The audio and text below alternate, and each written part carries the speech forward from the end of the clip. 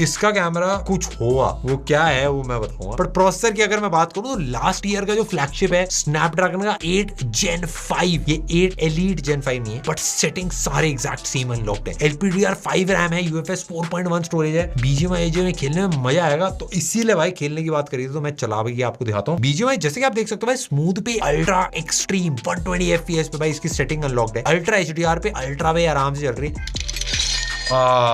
ये जो आए हैं बहुत तीखे आवाज यार, ये देखो सुनाते हैं।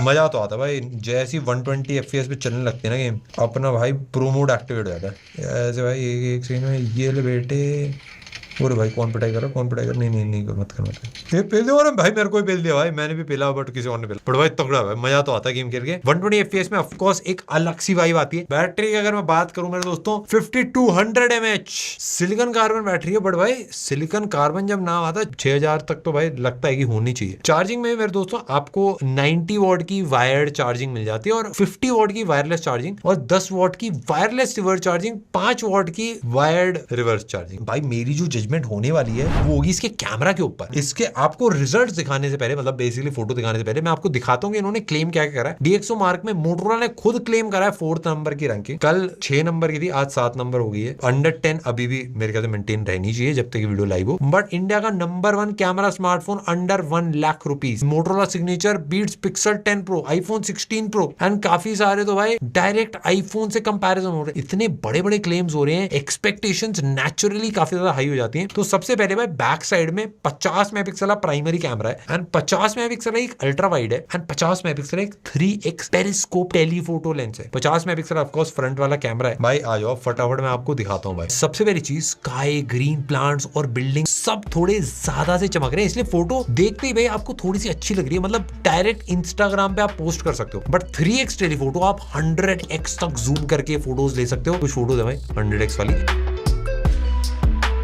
काफी सारे आर्टिकल छपे, iPhone 16 प्रो को बीट कर रहा है फोटोज के अंदर, हमको भी थोड़ा सा हैरानी होगी। आईफोन से हमने भी कर देगा कंपेयर। तो ये 2 फोटोज हैं भाई, एक जो हमने भाई इस फोन से लिए, एक हमने आईफोन से लिए। भाई आप भी बताओ आपको कौन सी पसंद आ रही, ए या फिर बी। एंड कलर्स की अगर मैं बात करूं, जैसे आउटडोर फोटोज में मोटोरोला ने रेड ग्रीन कलर्स को थोड़ा सा ज्यादा चढ़ा बढ़ा दिया था, चमक दमक बढ़ा दी थी, जबकि आईफोन ने उन कलर्स को थोड़ा सा न्यूट्रल काम रखा था। बट HDR की अगर मैं बात करूं तो जैसे बिल्डिंग और स्काई वाले फोटोज में मोटोरोला ने ओवरऑल इमेज को ज्यादा ब्राइट बना दिया, जिससे स्काई और व्हाइट एरिया थोड़े एक्स्ट्रा ब्राइट हो गए। बट जबकि आईफोन वाली फोटोज अगर आप देखो तो थोड़ी डार्क रहती हैं, बट स्काई और हाइलाइट्स दोनों को रखता है कंट्रोल में। इसीलिए मेरे दोस्तों आईफोन की जो फोटो है वो थोड़ी ज्यादा बैलेंस्ड फील होती है, बट मोटोरोला की थोड़ी सी ओवर एक्सपोज। अगर मैं स्किन टोन की भी बात करूं, आईफोन भाई स्किन टोन को बिल्कुल भी छेड़ता नहीं, जो है उसी टाइप का वो दिख जाता है, मतलब बहुत ज्यादा एक्यूरेट रहता है। तो जैसी धूप आ रही थी भाई, ऑरेंज आ रही थी धूप, तो ऑरेंज कलर का ही दिखा रहा था। बट आईफोन ने ज्यादा छेड़छाड़ नहीं करी कलर्स के साथ। मोटोरोला की अगर आप फोटो देखो तो इतना ऑरेंज नहीं दिख रहा, उसने जानबूझ के थोड़ा फिक्स करने के लिए थोड़ा सा